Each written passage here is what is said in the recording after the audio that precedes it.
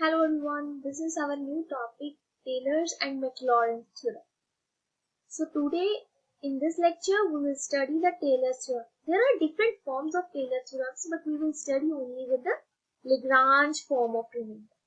तो ये वाली फॉर्म हमें पढ़ेंगे जिसमें Lagrange form of remainder use होगी.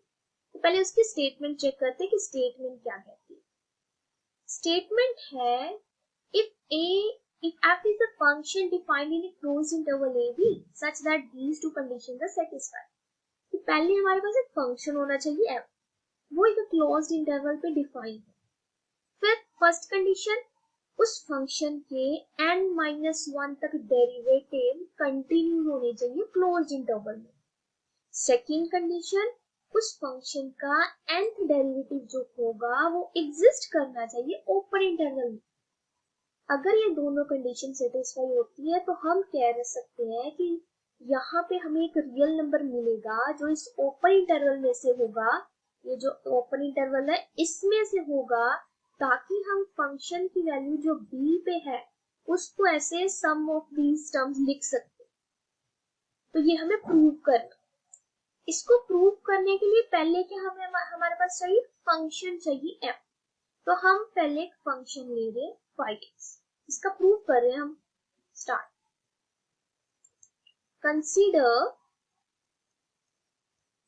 Consider a function 5x.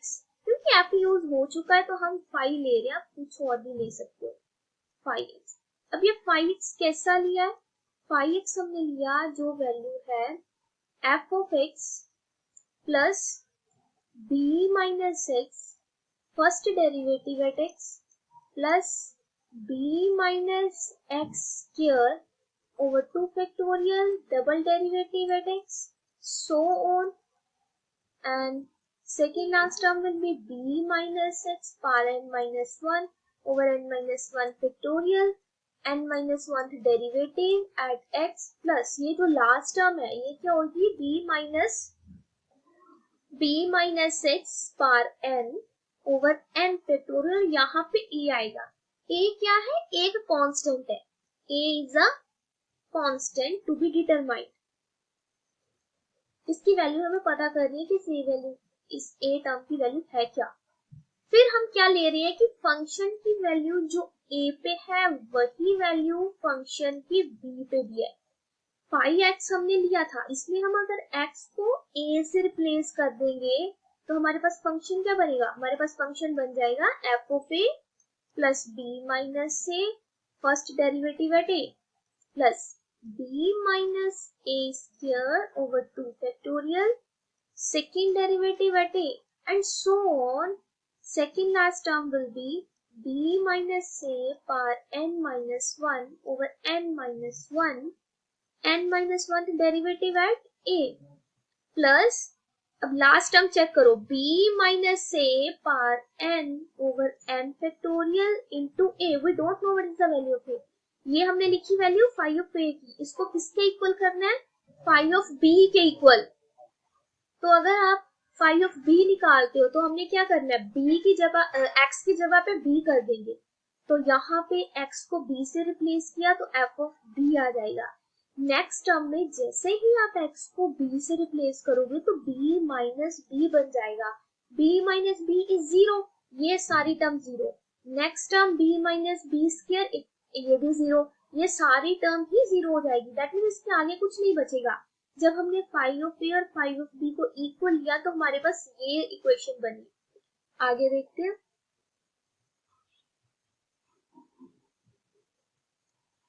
जब हमने phi-x फंक्शन डिफाइन किया तो तब हमने देखा कि phi-x के अंदर f फंक्शन है और हर f फंक्शन का डेरिवेटिव जो है वो कॉन्टिन्यूस है. अगर फंक्शन का डेरिवेटिव कॉन्टिन्यूस है तो फंक्शन भी कॉन्टिन्यूस होएगा. तो दैट मीन हमारे पास जो f है वो कॉन्टिन्यूस है, फर्स्ट डेरिवेटिव कॉन्टिन्यूस है, double derivative continuous and so on. n-1 ये भी कॉन्टिन्यूस है. ये सारे डेरिवेटिव हमारे पास कॉन्टिन्यूस आ गए. तो ये बना क्या था? phi-x था. तो phi-x भी कॉन्टिन्यूस आ गया. हमारे पास एक कंडीशन आई है phi-x. यहाँ से आप कह सकते हो कि जो phi-x है वो कॉन्टिन्यूस है. phi-x is continuous in closed interval ab. Right. जो फाई एक्स है वो डिफरेंशिएबल भी है ओपन इंटरवल में, क्योंकि फाई एक्स का हर टर्म डिफरेंशिएबल है। वो क्लोज्ड इंटरवल में n-1 तक डिफरेंशिएबल है, लेकिन ओपन इंटरवल में n तक डिफरेंशिएबल है। तो उस वजह से हम लिख सकते हैं कि फाई एक्स जो है वो डिफरेंशिएबल भी है।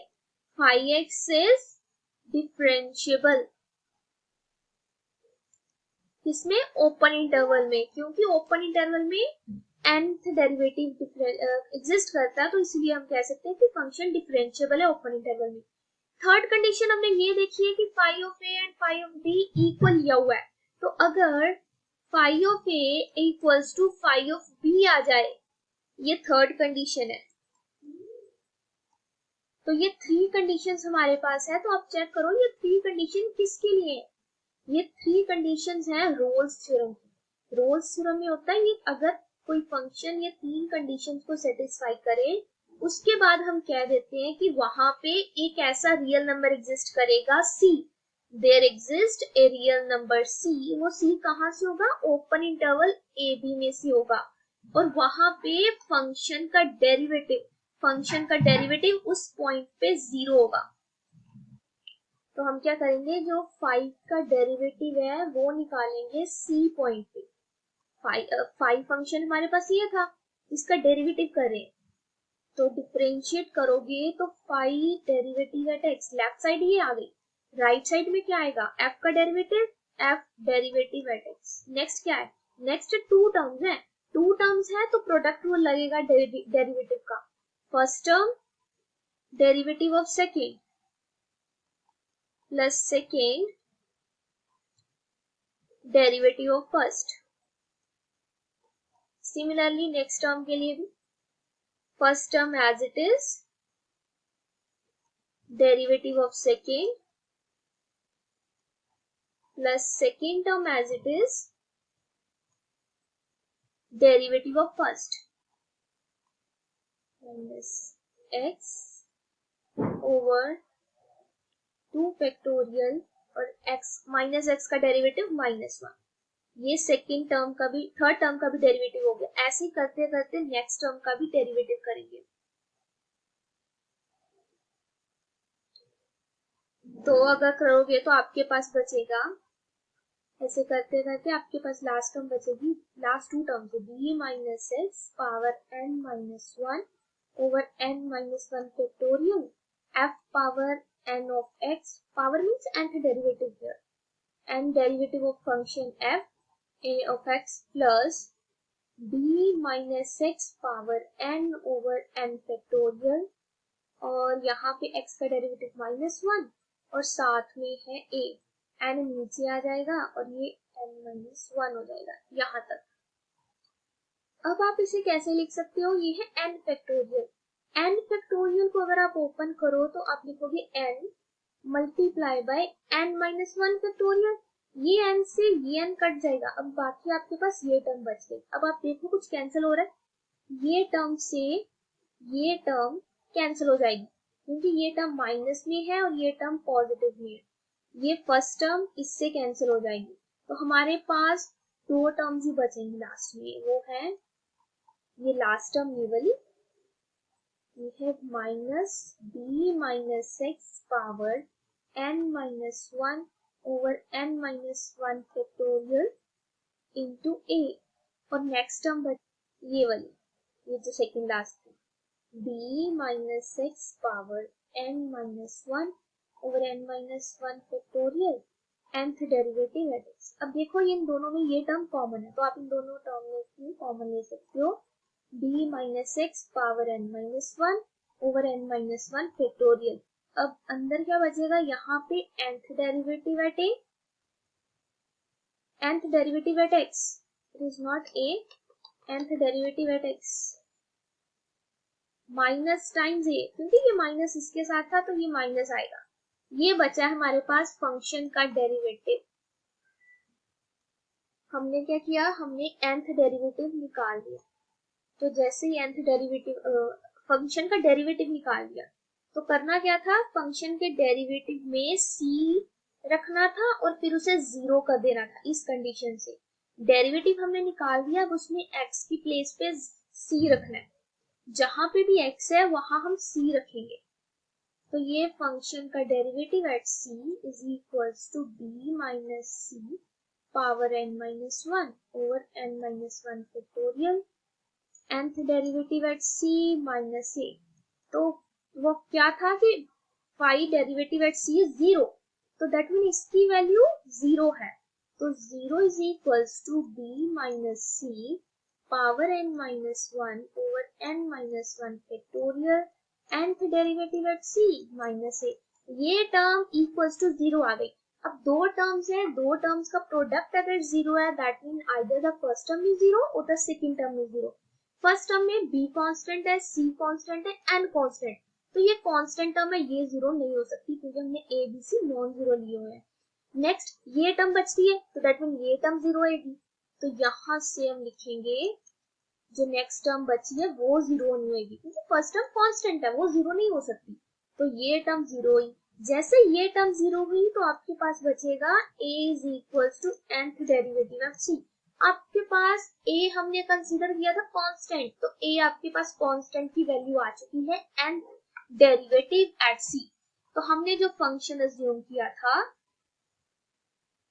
हमने फंक्शन लिया था ये फाई एक्स फंक्शन, राइट। ये जो फंक्शन हमने ले रखा है इसमें आप सिर्फ a की प्लेस पे अब a की वैल्यू फिल करोगे तो आपके पास थ्योरम प्रूव हो जाएगी। तो फाई एक्स में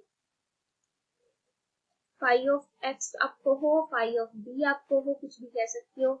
तो ये हमने एफ ऑफ बी के इक्वल लिया था, ये पार्ट देखो, ये इक्वेशन जहां हमने फाई ऑफ ए और फाई ऑफ बी को इक्वल किया, ये इक्वेशन जो है ये, इसको कॉपी कर लेते हैं।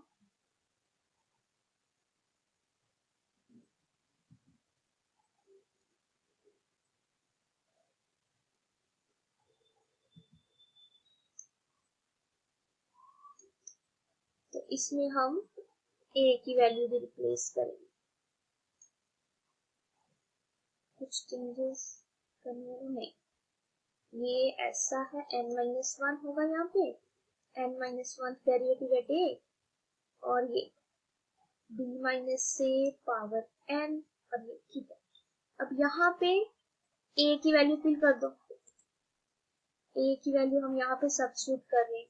क्या ये हमारी a की वैल्यू है nth derivative at c, nth derivative at c, यही तो हमें प्रूव करना था।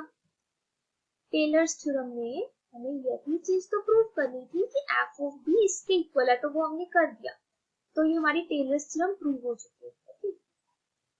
तो इस लेक्चर में हम इतना ही करेंगे, नेक्स्ट लेक्चर में हम इसकी कुछ एग्जांपल्स करेंगे। Okay, so thanks for watching.